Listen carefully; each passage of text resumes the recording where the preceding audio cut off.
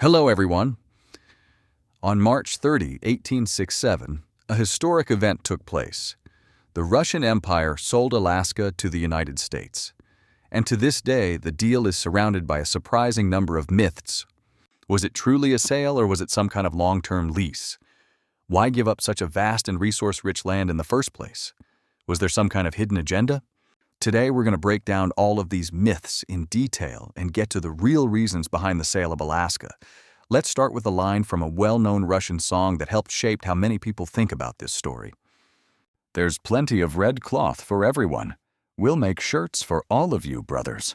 Oh, crown of the Russian Empire, Catherine. You were wrong. Don't play dumb, America. Give Alaska back. Give our land back to us." These lines come from a popular Russian song often associated with the Alaska story. I remember hearing that song back in my late school years, and for a long time I was convinced that the story it told was actually true. I genuinely believed that Empress Catherine the Great had casually signed off on the deal and sold Alaska to the Americans without much thought. But let's set the record straight right away. None of that is true. Catherine had absolutely nothing to do with the sale of Alaska. It happened much later, under a different ruler. But before we get into that, let's start with the basics, what Alaska actually is, how it became part of the Russian Empire, and what it meant to Russia at the time. The name Alaska comes from the Aleut language and means great land. And that's exactly what it is. Vast, massive in scale. Take Kodiak Island, for example. Today, it's the second largest island in the United States, right after Hawaii. These islands stretch for nearly 1,700 kilometers. Alaska is bordered by both the Arctic and Pacific Oceans, and its mainland forms a massive peninsula about 700 kilometers long. Overall, it's a rugged, mountainous region, home to more volcanoes than the rest of the United States combined. So what made Alaska valuable? First of all, Alaska was inhabited by indigenous peoples, the Aleuts, the Inuit, often referred to historically as Eskimos, and various Native American tribes. They lived off traditional hunting and fishing fur trading, and hunting animals like seals, sea lions, and sea otters. And the sea otter, in particular, was something special. We'll come back to that later. Fishing was just as important.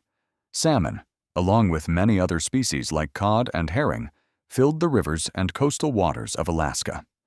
And here's a striking detail. Glaciers cover about 41,000 square kilometers of the region. That's roughly the size of the entire Netherlands. In other words, Alaska is truly immense. It's believed that the first Europeans to lay eyes on Alaska were members of Semyon Dejnev's expedition in 1648. According to legend, they passed through what we now call the Bering Strait, sailing from the Arctic into the Pacific. But they never actually landed. They only saw the coastline from a distance. After that, Alaska largely slipped out of focus for the Russian Empire for quite some time. During the reign of Peter the Great, as soon as circumstances allowed, he ordered the exploration of Russia's Pacific frontier. That's when he sent out the expedition led by Vitus Bering, tasked with exploring those distant regions. Bering sailed through the same strait that Dejnev had passed earlier, but because of poor visibility, he never actually saw the North American coastline. Alaska was officially discovered later. In 1732, an expedition was sent out. A ship commanded by Mikhail Gvozdev, called St. Gabriel, passed through the Bering Strait. And for the first time, Russian explorers actually set foot on Alaskan soil. From that point on, the territory was formally claimed and became part of the lands belonging to the Russian crown. The expedition returns to Russia. Fedorov soon dies, and once again, Alaska fades into the background. Then, in 1741, Vitus Bering sets out on another expedition, this time reaching the shores of the Aleutian Islands. And here's what he encounters.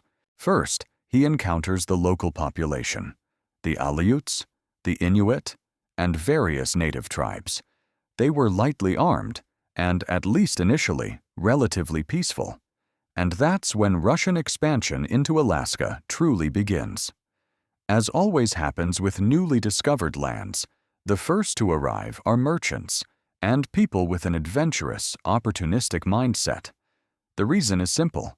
There's fish, there's fur, and that means business. The fur trade quickly becomes the main driver.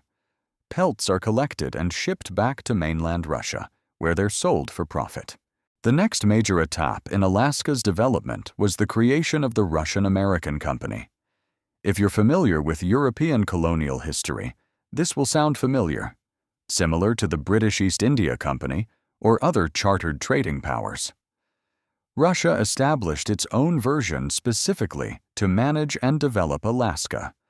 The goal was simple: extract as many valuable resources as possible from the region and sell them for profit across the Russian Empire. When the company was established, some shares, according to various accounts, were even granted to the emperor himself. From there, things moved fast. The company expanded rapidly, and Russian merchants began actively pushing into the North American continent, turning Alaska into a growing hub of trade and resource extraction. Local natives were the ones dobycha, hunting and gathering the valuable furs. Those furs were then bought up and resold by the Russian-American Company, which held a full monopoly over the trade. The profits were enormous. While exact figures are hard to verify, many sources describe it as the most profitable company in the entire Russian Empire. It held a monopoly on the fur trade between Alaska and the rest of the empire. Later on, Alaska would reveal massive reserves of gold and oil. But at the time, none of that mattered. Oil wasn't yet valuable on a global scale and was mostly used for medicinal purposes, while the major gold discoveries, and the gold rush, would come much later, long after Russia was gone. For now, the Russians were simply expanding deeper into the North American continent. They push further south, all the way toward San Francisco, where a settlement is established, first known as Fort Rumyantsev, later renamed Fort Ross. By the early 19th century, this marks the emergence of what became known as Russian America, and from there, Russian merchants begin actively trading with San Francisco. At first, they shipped furs there. Then came whale products, blubber and oil, and even ice. Huge quantities of ice became a business of its own. It was used in food storage, restaurants, and anywhere that needed refrigeration during the summer. Massive blocks of ice were cut in Alaska and transported all the way south. In return, supplies flowed back from California to Alaska, everything the colonies needed but couldn't produce locally. From gunpowder and ammunition to basic food supplies, it all had to be brought in. And overall, this entire system of Russian settlements and trade networks grew rapidly, becoming more and more established. In 1808, Fort Rumyantsev was established. And just 40 years later, in 1853, a steamship was launched in Novoarkhangelsk. Built entirely in Alaska, without a single imported part from Russia. At the same time, the Russian Orthodox Church Aktivno expanded its presence across the region. Overall, the operation was thriving. Two key figures behind this growth, though largely forgotten today, were Alexander Baranov and Grigory Shelikov. They were the architects of the Russian-American Company and the driving force behind this entire enterprise. Once again, it's worth repeating. They built what was arguably the most successful company in the Russian Empire. Overall, things were going well, but not without conflict. Native tribes frequently clashed with the colonists, often because they were unhappy with the prices Russians were offering for furs, simply because the Russians were expanding aggressively on Chuzhoy territory. So these conflicts kept happening, but in most cases, the colonists managed to push them back without too much difficulty. That said, historical records do mention some brutal, localized battles. Then everything begins to shift with the discovery of gold. Once gold appears, American settlers start moving into Alaska in growing numbers, and it makes sense. America is right there, much closer than Russia ever was. These settlers, prospectors really, arrive and begin mining for gold. And interestingly, a kind of informal exchange develops between the Russians and the Americans. For the most part, they coexist without major issues. In fact, if you look back at the American War of Independence, there's an important detail. One of the major powers that supported the United States was the Russian Empire. That connection later becomes a key factor in the Alaska deal. Both sides saw each other as natural allies, especially against a common rival, Great Britain. So on the surface, everything seems to be going well. But then the obvious question is, where did it all start to fall apart? The turning point comes in the mid-19th century. The sea otter was one of the most valuable animals in Alaska. It's a marine predator with incredibly dense, high-quality fur. Because of its natural oils, the fur is water-resistant, making it extremely valuable on the market, and it was hunted relentlessly. By the mid-19th century, the sea otter population had been nearly wiped out. The trade simply collapsed because the animal was disappearing. Today, sea otters are protected, and their population is still recovering, which shows just how heavily they were overhunted back then. In reality, Russian hunters, along with local tribes, exploited them on a massive scale, driving the species to the brink of extinction. The Russian-American company, once incredibly profitable, begins to collapse. By the time of the sale, it had racked up debts to the state totaling 722,000 rubles in gold, while Alaska itself would be sold for around 11 million rubles. At the same time, its monopoly starts to break down. Other traders begin buying furs directly from the local population, often offering better prices. As a result, the company's entire business model falls apart. That's factor number one. Factor number two. Originally, the operation was run by merchants, people who actually understood trade. But once formal administration takes over, it's mostly staffed by naval officers. Many of them had little to no experience in commerce. And according to those involved in the trade, the rise of bureaucracy led to broken supply chains and poor pricing strategies. Over time, the merchants are pushed out of leadership. In other words, the people who knew how to run the business are no longer in charge. At the same time, Russia begins expanding in the Far East, acquiring vast territories like the Amur region and Primorye. And that's where the government's attention shifts. These lands feel closer, more practical, because in reality, they are. Alaska, on the other hand, was on an entirely different continent. Meanwhile, these new territories were connected to Russia by land, within its own borders. Naturally, in St. Petersburg, the imperial capital, they began receiving far more attention. And that's when Alaska became a problem. It had once generated steady income, but now it required subsidies. It was remote, hard to manage, and increasingly seen as a burden. American prospectors, the same ones we mentioned earlier, begin moving into the territory in increasing numbers. And in 1853, the Governor-General of Eastern Siberia, Count Muravyov-Amursky, sends a report directly to the emperor. In it, he lays out a clear warning. Alaska is likely to be lost sooner or later. First, from an economic standpoint, it's simply no longer worth it. Second, the United States was right next door, and rapidly growing in power. It had already purchased Louisiana from France and taken Texas from Mexico. Expansion was part of its strategy, and adding Alaska would be a natural next step. Muravyov-Amursky argued that the U.S. would eventually take Alaska, one way or another, peacefully, because more and more American settlers were already moving in and establishing themselves, or by force, because Russia simply didn't have the logistical ability to fight and defend such a distant territory. Because for Russia, deploying troops there would have been nearly impossible. Muravyov-Amursky was the first to openly state that losing Alaska was inevitable, and that Russia should instead focus on securing its position along the Asian Pacific coast, especially with the British Empire pushing into the region.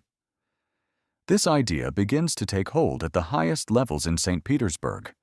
Then comes the second major factor, Russia's defeat in the Crimean War of 1853 to 1856. The war had drained the treasury. As a result, the Russian Empire was forced to seek foreign loans. Tsar Alexander II was looking to raise around 42 million rubles on international markets just to cover the budget deficit. And this becomes a key factor. Russia had just fought Britain and France. If those same powers started causing problems in the Pacific, Russia would need an ally. And the United States wasn't just a convenient option, it was the logical one. For the U.S., these territories were strategically important. And for Russia, building a cooperative relationship with America, essentially balancing against Britain, made a lot of sense. In 1857, another key figure steps in. Grand Duke Konstantin Nikolaevich, the brother of Emperor Alexander II. He wrote, essentially, the following. The sale would be quite timely. We should not deceive ourselves. It is necessary to recognize that the United States, constantly seeking to expand and dominate North America, will eventually take these colonies from us, and we will not be able to take them back. Meanwhile, these colonies bring us very little benefit, and their loss would not be particularly painful. This letter was passed on to his brother, Emperor Alexander II, and on it, Alexander noted, "This idea is worth considering." After that, initial contacts and discussions with the United States begin, but at some point, they come to a halt. Why? Because the American Civil War breaks out. During that time, Russia actually strengthens its ties with the United States even further, becoming the only major power to openly support the federal government. And the Americans remember that. At that moment, relations between the two countries are exceptionally strong. On top of that, there's a shared rival, Great Britain, as we've already mentioned. But two more factors come into play. Food shortages begin to hit Alaska. Despite the abundance of fish, like salmon, it wasn't enough to sustain a polnocenny жизнь. You can't live on salmon alone, so supplies had to be imported. But with the American Civil War disrupting trade routes, logistics break down. Deliveries from the U.S. become unreliable, and shipping from Russia is slow and inefficient. That's how serious supply problems start to emerge. Then there's another factor, native resistance. Tribes begin to unite. It's no longer isolated groups, but coordinated forces coming together in larger numbers. What follows are real, full-scale conflicts with the Russians. And these aren't easy wins. Even when Russia comes out on top, it comes at a high cost. Yes, the Russians have firearms, but by this point, many native groups have them too, and they often have the advantage in numbers.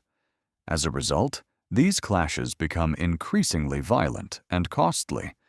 And against this backdrop, negotiations with the United States continue. And then, on December 16, 1866, a final meeting on Alaska takes place, and a decision is made. Present at the meeting are the Emperor himself, Grand Duke Konstantin Nikolaevich, Foreign Minister Alexander Gorchakov, Naval Minister Nikolai Kraba, and Finance Minister Mikhail Reutern. And of course, Baron Eduard de Steckel, Russia's envoy in Washington, is also there. It's worth noting that Steckel plays a key role. At the meeting, he makes it clear that he has already tested the waters in the United States. Americans weren't exactly eager to buy the territory. At the time, the United States had plenty of its own internal issues.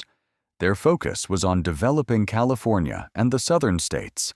Alaska simply wasn't a priority. In fact, there was significant opposition to the idea. So the question became, what should be done? First, they needed a PR campaign to sell Alaska as a kind of El Dorado, a land of opportunity, something truly worth acquiring. Second, and in line with a long-standing political tradition, bribes had to be paid. Around $120,000 was distributed to senators who supported the deal. And with that mission, Stuckel heads to Washington. At this point, you might be wondering, this wasn't the same United States we know today, so where did this drive for expansion come from? The answer lies in the Monroe Doctrine. Under this doctrine, the United States made it clear that the Western Hemisphere was off-limits to further European colonization. Any attempt by European powers to expand their presence near U.S. borders would be seen as a direct threat and could be met with military force. The Monroe Doctrine is still referenced today. It became one of the foundational principles of U.S. foreign policy.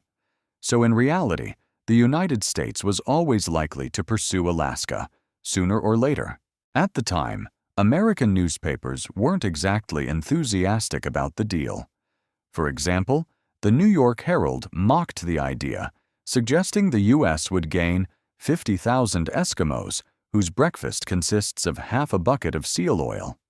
In other words, the purchase was portrayed as pointless and even ridiculous. And yet, Stuckel proves to be highly effective. First, he distributes funds to secure political support. Second, he actively works with the American press to shape the narrative. And most importantly, he builds a strong relationship with Secretary of State William Seward, who fully backs the deal. Despite that, many newspapers attack Seward, calling the purchase useless and unnecessary. At the same time, a U.S. envoy, Captain Fox, arrives in St. Petersburg. He thanks Russia for its support of the Union during the Civil War, brings gifts, and reinforces what were, at that moment, exceptionally strong relations between the two countries. And here's an interesting detail. The United States wasn't the only potential buyer Russia had considered. There's also an interesting detail about how the deal was positioned. When you're selling something, you don't just name a price. You create competition. It's like saying, I've got this product for $2, but someone else is offering me $2.50. So if you want it, you'd better move. That's basic negotiation strategy. Anyone in sales will understand. According to some accounts, Russia even floated the idea of selling Alaska to Luxembourg. Whether that was real or just a tactic to create pressure is unclear. Most likely, it was part of a strategy to make the Americans feel they weren't the only option. The initial asking price was set at $5 million, and negotiations began. At the time, President Andrew Johnson wasn't exactly enthusiastic. He was fairly skeptical, especially with the press calling the deal pointless. In Russia, everything was handled in strict secrecy.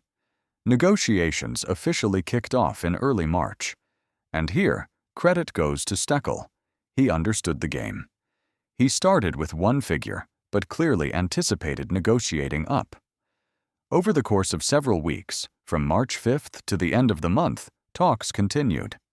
And in the end, the United States agreed to the deal for $7.2 million. The treaty was signed on March 30th, 1867. So what exactly did the United States receive? They gained the entire Alaska Peninsula, defined along the 141st meridian west of Greenwich, along with a coastal strip stretching 10 miles south of Alaska's mainland, following the western edge of British Columbia. Included in the deal were the Alexander Archipelago, the Aleutian Islands, and numerous others: Umnak, Unimak, Kodiak, Chirikov, Afognak, and many more. In the Bering Sea, islands like St. Lawrence, St. Matthew, Nunivak, and the Pribilof Islands were also part of the transfer. In total, the territory covered more than 1.5 million square kilometers, an enormous landmass. The price? $7.2 million. At the time, that was considered a significant amount. But in perspective, the U.S. had paid $15 million for the Louisiana Territory, covering what would become 12 states. Here they acquired Alaska for less than half that. If you break it down, it comes out to roughly 5 cents per hectare, a remarkably low price. On April 19th, the leadership of the Russian-American Company was officially informed that the territory was no longer Russian. On May 3rd, the U.S. Senate ratified the treaty. And on October 18th, 1867, at 3:30 p.m. local time, Alaska officially became part of the United States. There's also a dramatic legend about the transfer ceremony. According to the story, as the Russian flag was being lowered and the American flag raised, the Russian flag got tangled in the rigging. A sailor climbed up the flagpole to free it, but lost his footing and fell, landing on the bayonets of Russian soldiers standing below. The Americans stood nearby, witnessing the moment as the territory officially changed hands. In reality, American accounts describe the ceremony in a much more subdued way. In Novoarkhangelsk, it was a formal but quiet event. Documents were signed, hands were shaken, and that was it. There's even another version of the legend, that the American flag also got tangled while being raised, and a sudden gust of wind either tore it or knocked it loose. Stories like these only added to the symbolism, almost as if Alaska itself resisted the transition. In the United States, the reaction was mixed. Some supported the purchase, others opposed it, and the press was just as divided. Within political circles, there was intense debate over whether the deal made any sense. In Russia, however, it was largely seen as a defeat. The treaty had been signed back in March, but the entire process was kept under strict secrecy. No information leaked out. It wasn't until November that the news was finally made public. At the same time, it's clear why the Russian government tried to keep the deal quiet. Once information began leaking into the press during the summer, the backlash was immediate. One of the most vocal critics was publisher Andrei Krajewski, who wrote, "Are we really to let foreigners reap the rewards of the hard work of Shelikov, Baranov, Klebnikov, and other devoted men who served Russia?" Public reaction followed the same pattern in both St. Petersburg and Moscow. People openly criticized the deal. Phrases started circulating, essentially saying Russia had just sold off a piece of its own land to the Americans. But naturally, this criticism was quickly suppressed. The issue was quietly pushed aside, and the public backlash faded just as fast. Within elite circles, however, a different narrative began to take hold. People started to notice that the United States had significantly boosted its reputation in the region, while Russia had clearly lost its influence.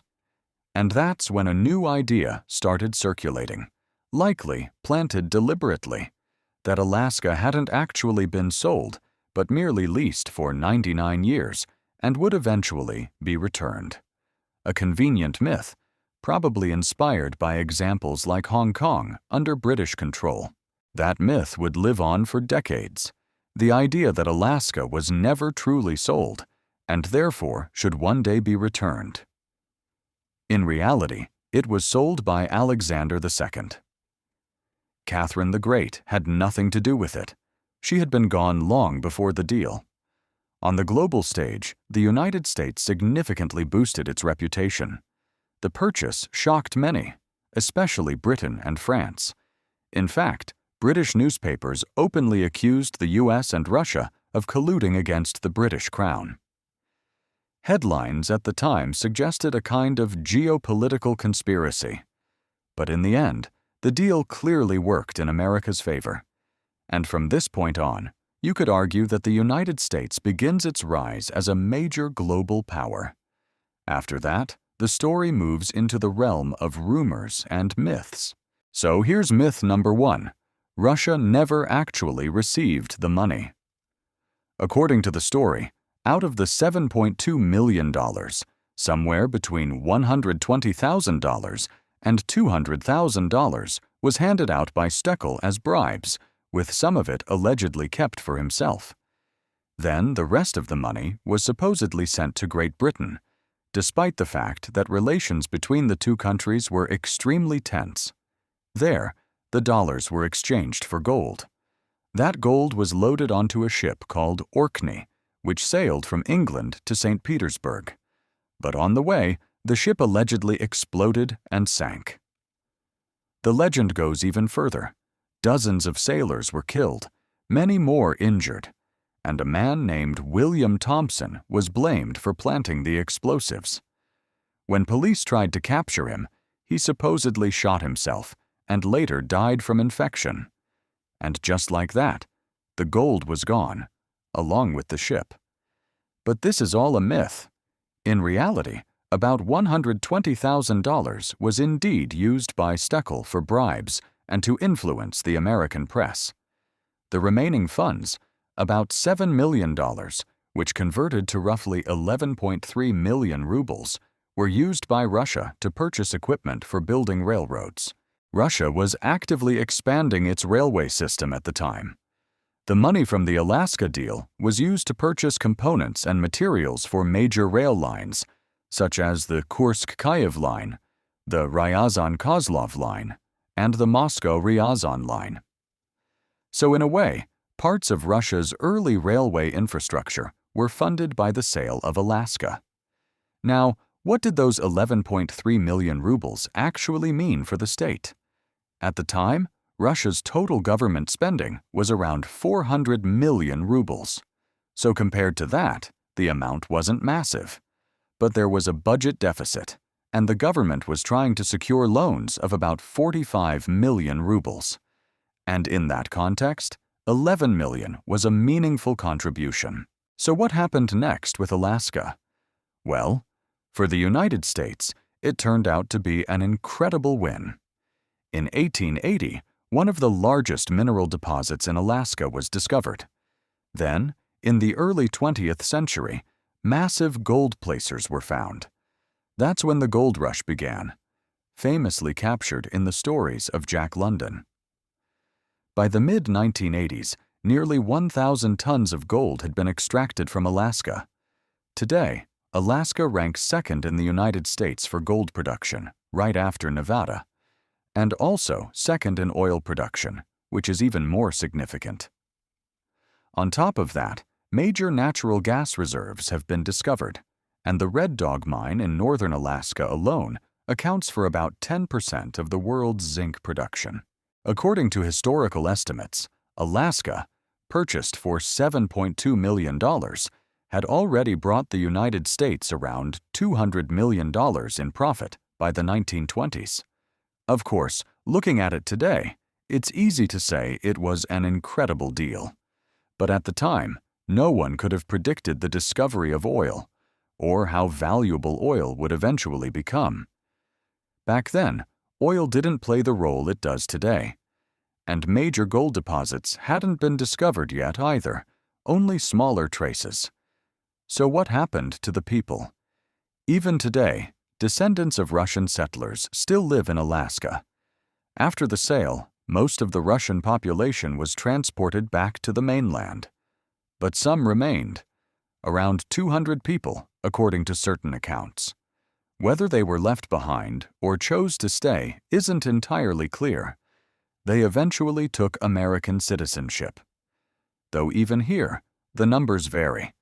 Some sources claim only about 15 people formally took the oath, and the process itself was surprisingly simple. You declared loyalty to the American flag, had 2 witnesses vouch for you, and that was enough to become a U.S. citizen. It's worth noting that most of the population did leave Alaska after the sale, but the Russian Orthodox Church remained and continued sending missionaries there well into the 20th century. Russian society, however, didn't fully understand what had happened at first, largely because the entire deal had been kept under strict secrecy. When the truth came out, the backlash was intense. The criticism was harsh, but it was quickly suppressed and faded away. Still, in Russia, the sale was widely seen as a historic loss. We've already covered the myths, like the ship that supposedly sank with the gold, or the idea of a 99-year lease. That lease myth took on a life of its own, especially when Alaska became the 49th U.S. state on January 3, 1959. Some claimed that this was the moment the lease expired and that negotiations should have resumed. There were even stories suggesting that Khrushchev simply told Kennedy, "Keep Alaska, we don't need it." But there's no evidence for any of that. There are official documents confirming the sale, clearly stating that Alaska was sold, not leased.